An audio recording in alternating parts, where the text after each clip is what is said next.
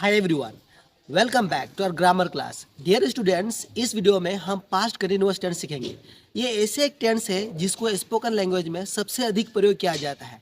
तो यदि आप इस वीडियो को शुरू से लेकर अंत तक देखते हैं तो आपको दूसरा वीडियो देखने की ज़रूरत नहीं पड़ेगी। इस वीडियो में हम ना केवल ग्रामर सीखेंगे बल्कि उसके साथ हम लोग स्पोकन इंग्लिश भी सीखेंगे। इस वीडियो में आपका एक्सप्लेनेशन हिंदी में रहेंगे और एग्जाम्पल्स आपका इंग्लिश, हिंदी और संथाली में रहेगा, यानी कि आप तीन भाषा को एक साथ सीख पाएंगे। इसीलिए इसे शुरू से लेकर अंत तक जरूर देखिएगा। तो चलिए वीडियो की शुरुआत करते हैं। सबसे पहले हम देखेंगे पास्ट कंटिन्यूअस टेंस का डेफिनेशन। पास्ट कंटिन्यूअस टेंस का उपयोग तब होता है जब कोई काम पास्ट में चल रहा था, जैसे कि आई वॉज प्लेइंग फुटबॉल, मैं फुटबॉल खेल रहा था, इन दो फुटबॉलिंग गति कान है ना। यदि हम बात करें पहचानने का, तो पास्ट कंटिन्यूअस टेंस के हिंदी वाक्य के अंत में रहा था, रही थी, रहे थे होते हैं। अब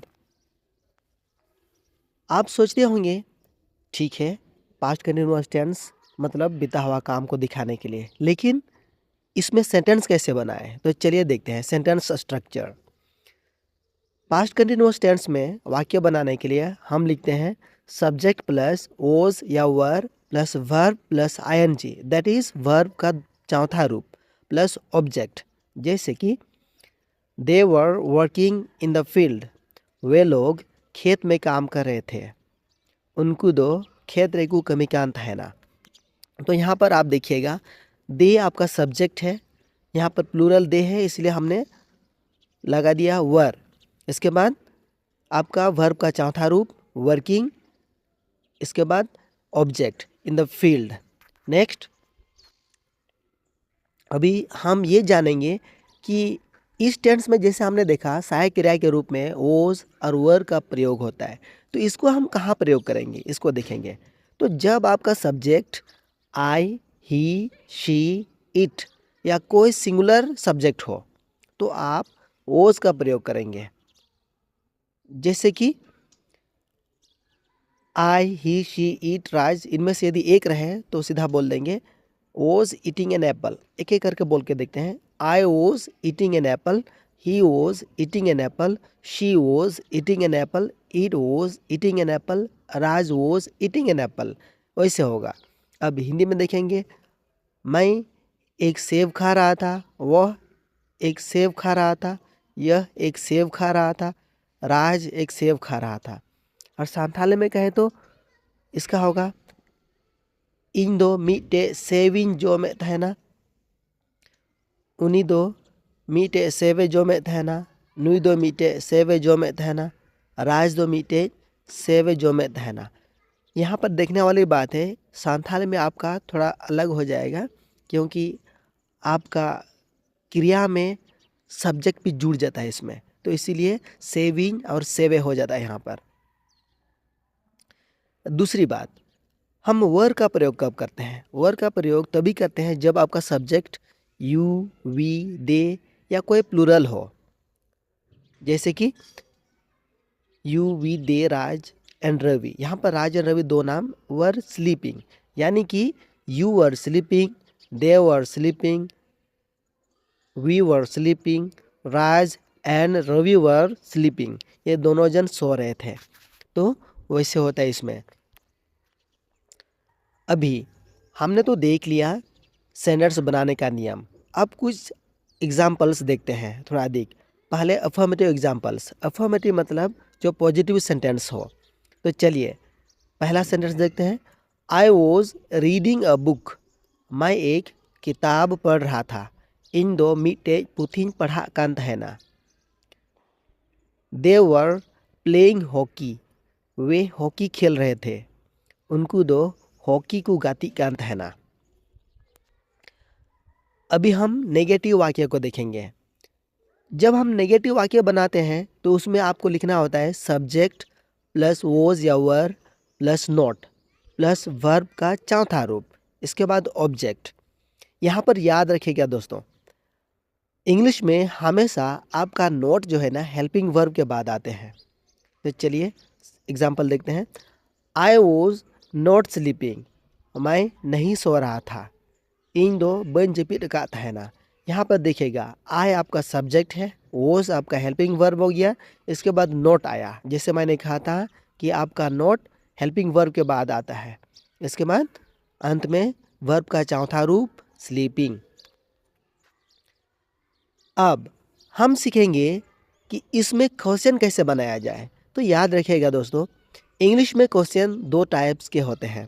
पहला जिसका आंसर येस और नो में दिया जाता है, और दूसरा जिसका आंसर डिस्क्रिप्टिव वे में दिया जाता है, यानी कि पूरा वाक्य में दिया जाता है। तो सबसे पहले हम देखेंगे येस नो वाला क्वेश्चंस। तो येस नो वाला क्वेश्चन बनाने के लिए हम क्वेश्चन की शुरुआत हेल्पिंग वर्ब से करते हैं, जैसे कि was verb plus subject plus verb का चौथा रूप, यानी वर्ब प्लस आईएनजी। एग्जाम्पल के लिए was she reading a book, क्या वो एक किताब पढ़ रही थी। चेन उन्हीं दो मीटे पुथी पढ़ा कान था ना। यहाँ पर देखिएगा यदि हम इस वाक्य को पॉजिटिव में लिखें तो इसका बनता she was reading a book. तो उसी को हमने जस्ट बदली कर दिया, वॉज को आगे कर दिया और बाकी सब सेम रखा। तो इस प्रकार से आपका येस और नो वाला क्वेश्चन बनता है। अब हम देखेंगे ऐसे क्वेश्चन जिसका आंसर एक सेंटेंस में देते हैं, डिस्क्रिप्टिव आंसर। यदि आप WH वाला क्वेश्चंस बनाते हैं, यानी कि what, when, where, why, how etcetera से, तो आपका क्वेश्चन ऐसे बनते हैं। सबसे पहले आप क्वेश्चन वर्ड्स यानी कि what, when, why, where etcetera से शुरू करेंगे, यानी WH प्लस वॉज या were plus subject plus verb plus ING, यानी वर्ब का चौथा रूप। यहाँ पर देखिएगा दोस्तों, आपका क्वेश्चन वर्ड पहले आते हैं, जैसे व्हाट वर यू डूइंग, तुम क्या कर रहे थे। चेन एम चिकायत है ना। संथाली में थोड़ा दूसरा भी बोलते हैं, आम चेन एम चिकायत है ना, लेकिन यहाँ पर आम चेन चिकायत है ना उसे बेहतर है चेन एम चिकायत है ना। यहाँ पर देखिएगा इंग्लिश में विशेषकर आपका क्वेश्चन वर्ड व्हाट आया, इसके बाद वर हेल्पिंग वर्ब आया, इसके बाद सब्जेक्ट प्लस वर्ब का चौथा रूप। चलिए कुछ एग्जाम्पल्स देखते हैं इसका भी। वेयर वॉज शी गोइंग, वह कहाँ जा रही थी। उन्हीं दो उकाते चला कांत है ना। दोस्तों यहाँ पर याद रखिएगा, हमने शी लगाया, शी लड़कियों के लिए यूज होता है, तो वह कहाँ जा रही थी हमने लिखा है। हिंदी और संथाली में वो और संथाली में उन्हीं दो सेम रहता है, लेकिन इंग्लिश में ही और शी होता है। ही लड़के लोगों के लिए यूज़ करते हैं और शी लड़कियों के लिए।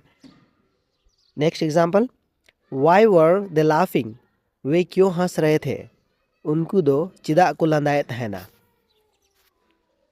अब कुछ वर्ड्स है जिसको हमें याद करने की ज़रूरत है।